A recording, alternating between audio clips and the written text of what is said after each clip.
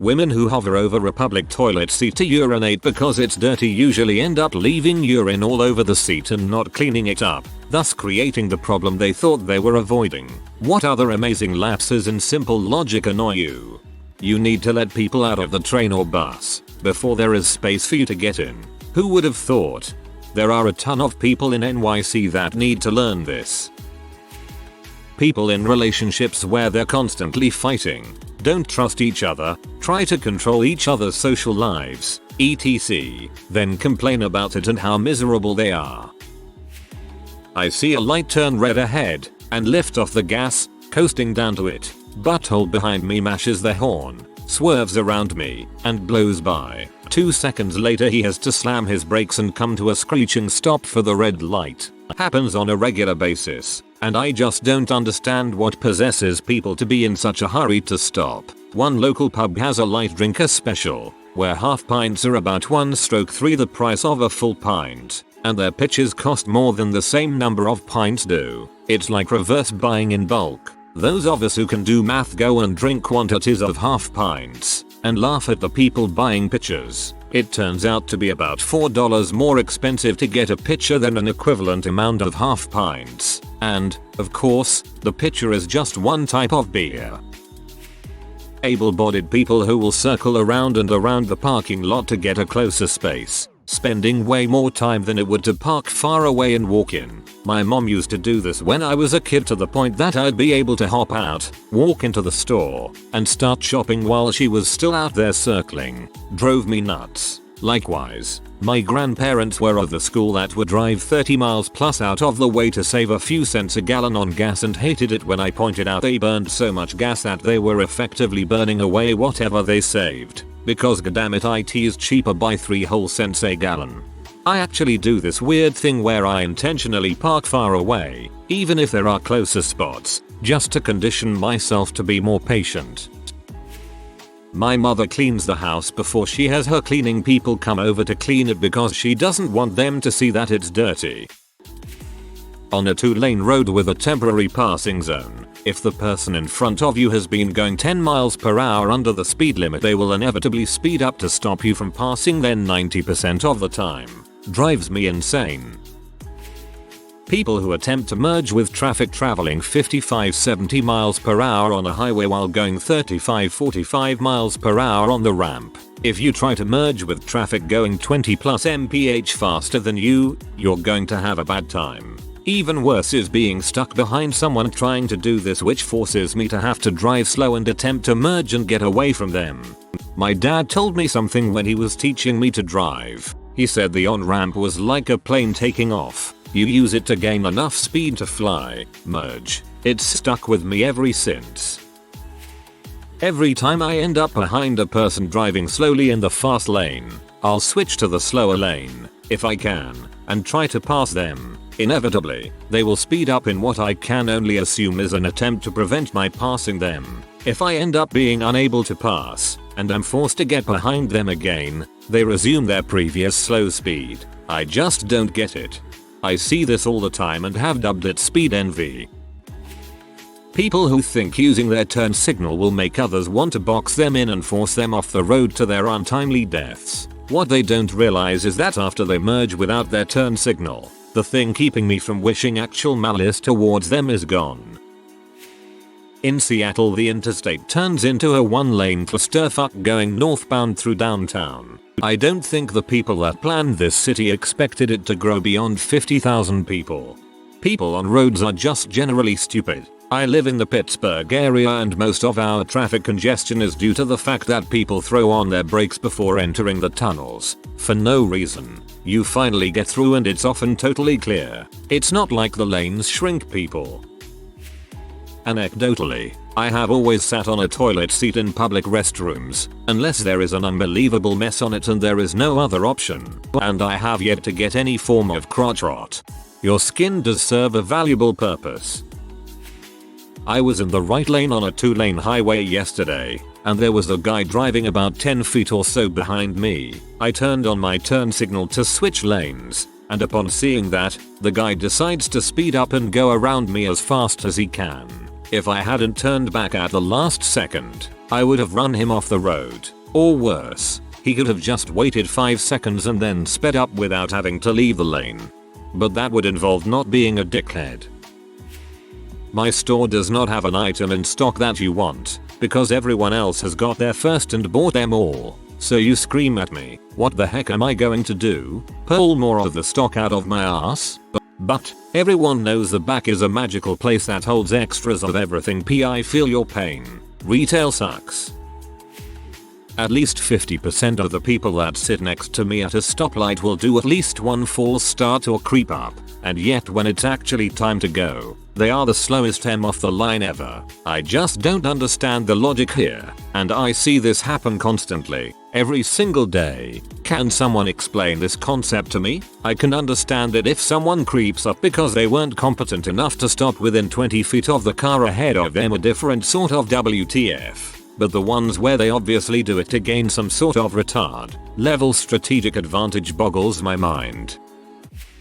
Women who are too afraid to fart poop in their stalls while someone else is in the bathroom, so they sit on their toilet silently and wait for you to leave. This happens every time I use the bathrooms at my school and it's so weird. Granted, I'm really not interested in listening to you take a crap, but it's way more strange that you're silently listening to me pee.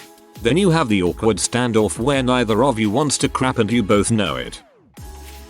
I don't vote because politicians never do what we say. I don't try dating or going out because I'm unhappily single. I don't go running because I'm too fat. I hate this brand of thinking.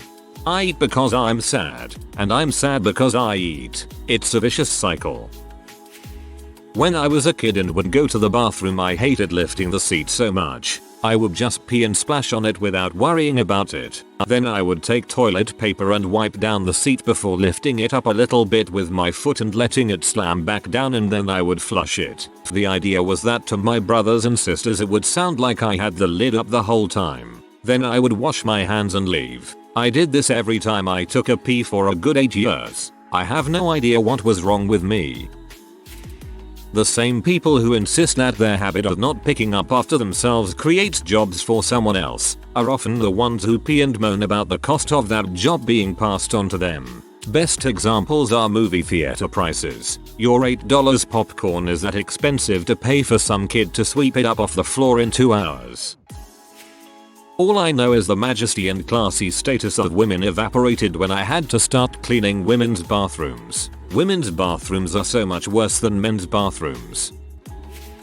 I work at a concession stand in a touristy area, and I have grown so bitter by the stupid crap I have to deal with daily. The way people feel entitled is just ridiculous. Where have they learned it? From the customer is always right is my guess. One of the worst lapses in logic common sense is the alarmingly large number of people who don't bother reading the menu or prices before ordering when they have been waiting in line for 10 minutes and had plenty of time to look and decide. No, please go ahead and ask me the price of every single item on the menu, and then get mad at me because the prices are high when the goddamn sign has been right in front of your face the whole time. Tell me I should be ashamed of the prices, because certainly I am the one who benefits from them on my minimum wage pay. Oh, take another 5 minutes to ask every member of your family what they want. Be some more about the prices, and then be sure to ask the little kids over and over again what they want instead of just making the decision for them, because hey, who cares about the crowd of people waiting behind you who will take their anger out on me, then get mad at me that we don't accept bills larger than 20s even though it is stated clearly on the sign. Please throw your money at me, because handing it to me would be below you. Oh, we don't have straws and cups because we sell bottled drinks? Make certain you throw another tantrum because I am literally worse than Hitler. And while all this is happening, there is certainly someone in the line who has grown impatient and started harassing the other workers because God forbid they have to wait any longer. It doesn't matter that we can only have one cashier at a time and can only take one order at a time. All the workers must be lazy and incompetent. This happens so many times a day I am just convinced at least half the human population never learned common courtesy or common sense. TLDR. People not reading the menu so they know what they're getting into, and having at least the barest idea of their order ready before they get to the cashier, especially if they've been waiting in full view of the menu signs for 10 minutes. Guys WHOP all over the toilet at work when there is a urinal right fricking next to IT. Just fricking take 2 steps to the left and continue P for fricking frick. Sorry, that has really been bugging me.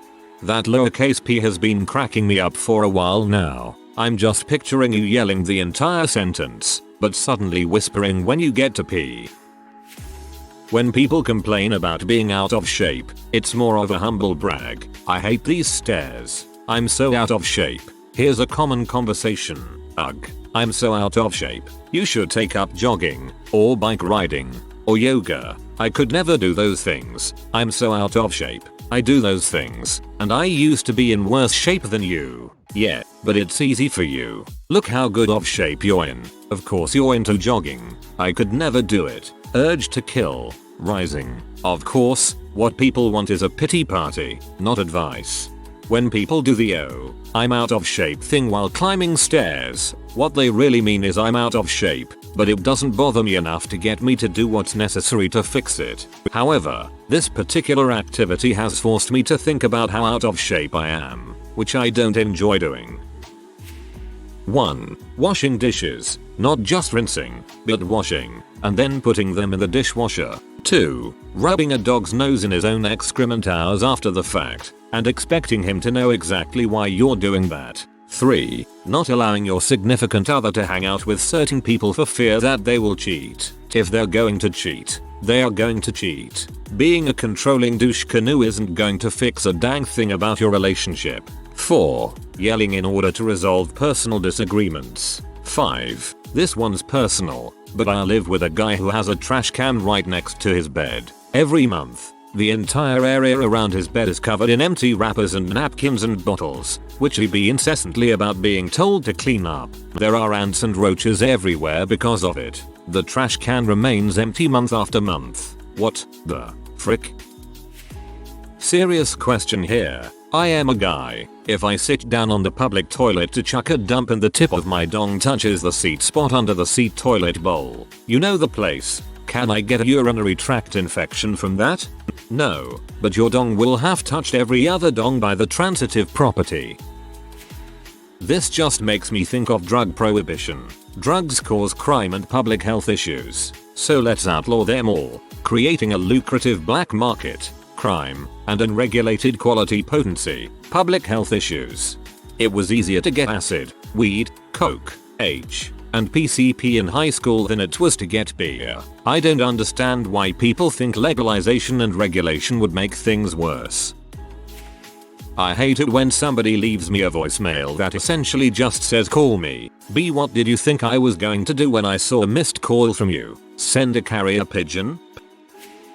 People that leave their shopping carts next to their cars instead of putting them in the Corolla are taking them back inside. I have friends whom every time they go camping, bring an arsenal of guns with them, not to a gun range, but just in case other people bring guns on their camping trip. This is a widely used rule apparently. My rule when camping is to bring a 12 gauge. If you bring multiple guns just for protection, you are either an idiot, or you need to find a better place to camp. People that bring babies to movie theaters, and people that bring small cars to pick up large items at hardware stores. Example, people bringing their Toyota Prius to pick up a full-size barbecue. Crazy men who build TP nests on the toilet. The next guy pisses all over the TP and the third guy can't use the toilet. Dang germaphobes. I can somewhat understand creating a toilet paper nest in a really dirty public place when you need to sit down, but I don't think I've ever seen one left there after they're finished. I just assumed everyone flushed it after they were done. People who skip class to make up previously missed classes. You think it's helpful, but really you're still an equal amount behind. This works when some classes are more skippable than others, like if they teach stuff that's mostly in the textbook or they put the lectures slides online and mostly teach from those. Yep, I'm way late to this thread, but I have to admit to this stupid thing I do. I leave my car windows open on nice days. When the need arises to grab something from inside the car, I'll lean through the window to grab it. The problem is, the object of my desire is just out of reach. Instead of simply opening the door and grabbing said crap, I teeter, legs in the air, raking my abdomen, trying to pinch the object between my two longest fingers, tickling it and crushing my guts. Sometimes I get it, sometimes I gotta open the door, but every time this happens, I walk away thinking how freaking easy it would have been to have given up sooner or to never even have tried to reach it through the window in the first place. There it is, for no one to read. I feel better having released this fitting stupidity into the endless memory of Reddit. I have actually been in a stall next to a hovering woman who proceeded to urinate on the floor and her foot. Just sit down. BTCH. When English-speaking tourists first try to communicate with the locals in English, then, upon seeing the person they are talking to doesn't speak English, the tourist will speak English louder. The volume isn't a universal language. People ahead of me who decide to be nice and stop to let someone turn left across the lane when there's no one else behind me. If it's a long line of traffic, then fine. But if it's just one or two cars behind you, you're not doing anyone any favors. In the amount of time everyone stops, the turning party gets the idea and turns, and traffic starts to flow again. We all could have gone by and they'd have turned with no issue. You haven't saved anyone any time. You've just transferred it to the people behind you. Use your mirrors, people.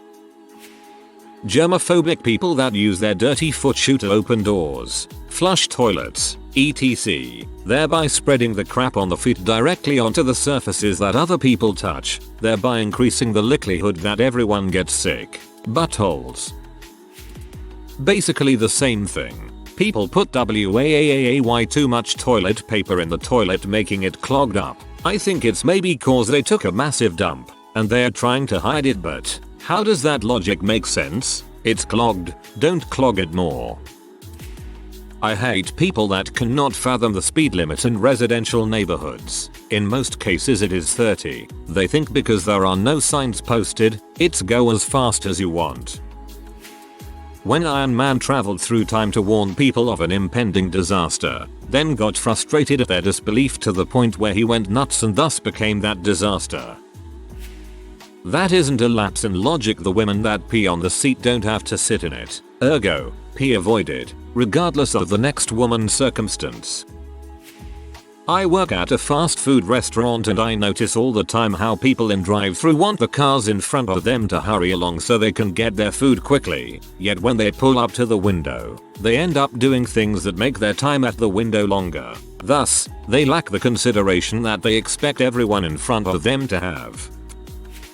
This may have been said, but that Republicans cry about the number of welfare babies yet do everything they can to limit the population's access to contraceptives and Planned Parenthood. That the Republicans wave a flag of fiscal conservatism while increasing our bloated and fruitless military budget. Also along this line of thought, being pro-life and supporting cuts to WIC, women, infants, and children. I just don't get it.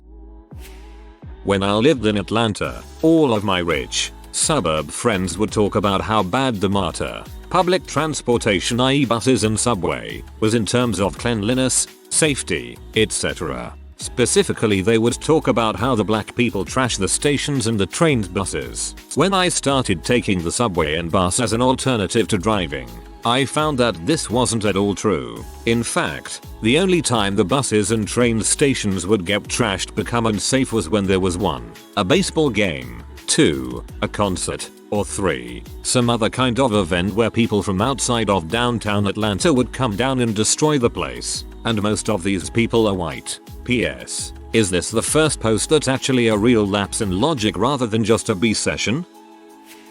When women complain about flashy doucher bags and then go out and hang out with them, and then they have douchy children who wear the same clothes and do the same crap but to an even more extreme extent because those trays are now attractive and their tail plumage is now so unwieldy that they are now an encumbrance and predators can more easily find them and goddammit fishery and run away. Peacocks are doucher bags.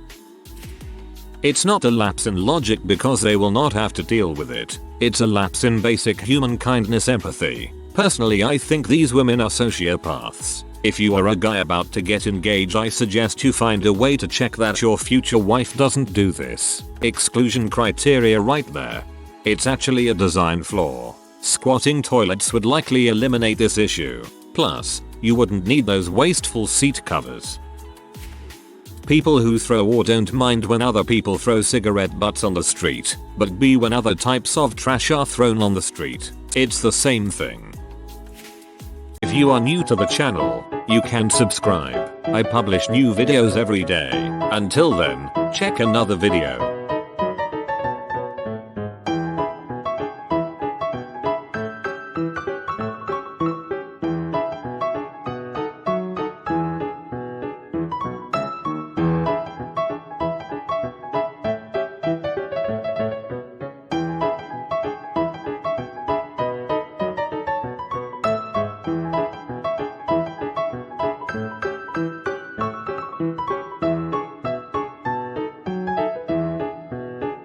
Bye for now.